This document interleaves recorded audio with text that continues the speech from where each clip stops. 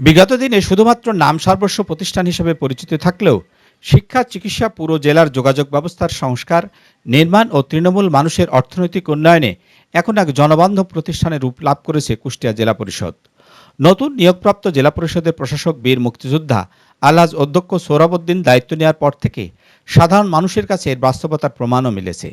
প্রতি মাসেই রুটিন কাজের ফাঁকে ফাঁকে নগদ চেক প্রদানের মাধ্যমে এ কর্মসূচি অব্যাহত রয়েছে। রাস্তা, মসজিদ, গোরস্থান নির্মাণ ও সংস্কার, দুরারোগ্য ব্যাধিতে আক্রান্ত ব্যক্তির চিকিৎসা, শিক্ষা ও দারিদ্রতা থেকে মুক্তি পেতে জেলা পরিষদের নগদ টাকার চেক সহায়তা পেয়ে ভীষণ উপকৃত হচ্ছেন অনেকে। আশা করছেন এর পরিসর আরও বৃদ্ধি পাবে, এর গতি আরও পাবেন বর্তমান প্রশাসন। এমনটি মনে করছেন উপকারভোগী এসব মানুষ। জনাব তারেক রহমান আমাদেরকে যে অর্থ দিয়ে সাহায্য করেছেন জেলা পরিষদের মাধ্যমে, জেলা প্রশাসকের মাধ্যম দিয়ে, আমার এর অর্থের বিনিময়ে আমি আমার কলেজে একটি সুন্দর মসজিদ তৈরি করতে পেরেছি। আমি পাইছি হলো 63,750। এটা গোরস্থানের কাজের জন্য, এটা প্রাচীলের। এই কাজ হইল 220 ফিট প্রাচীল লম্বা, পিলার হয়েছে 22টা। 4 মাস ধরে আসলে বিভিন্ন চিকিৎসা করে ফল পাইনি, তো লাস্টে আপনার আমাকে ভাই বললো যে আপনি একটা দরখাস্ত করেন। ভালো, আমি শুনছি অনেকে পারছে, আরও দীর্ঘ সহযোগিতা করতে পারে এই আশা করছি।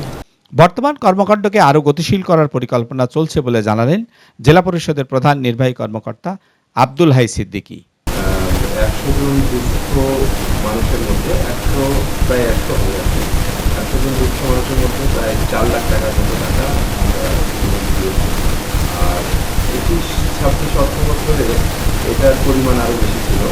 এটা আমাদের প্রশাসক মহোদয় তো লাস্ট 3 মাস ছিলেন, ওই 3 মাসে আমরা প্রায় 20 লক্ষ টাকার মতো টাকা অনুদান আগামীতে জেলার 6টি উপজেলায় কর্মসূচি আওতায় আনার পরিকল্পনা রয়েছে। এর পাশাপাশি মাদক ও সন্ত্রাস থেকে যুব সমাজকে মুক্ত করতে ফুটবল সহ নানা ক্রীড়া ও বৃক্ষরোপণ কর্মসূচি অব্যাহত থাকবে।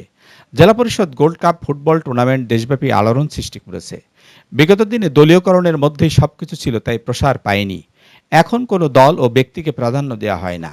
আগামীতে আরও নতুনভাবে জেলাকে সাজানোর পরিকল্পনা রয়েছে বলে জানালেন কুষ্টিয়া জেলা পরিষদের প্রশাসক বীর মুক্তিযোদ্ধা আলহাজ অধ্যক্ষ সোহরাবউদ্দিন।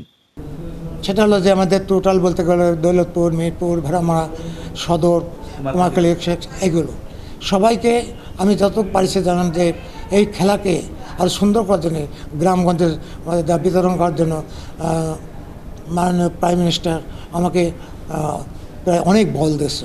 যেমন অলরেডি দৌলতপুরকে আমরা 500 দিয়েছে, মিরপুরকে 250 দিয়েছে, ভেড়ামারা ওই রকম অবস্থাও দিয়েছে, খুকসা দিয়েছে, কুমারখালী ওখানে বোধহয় একটু ট্রাভেল চলছে, ওরা আসবে, ওরা নিয়ে যাবে।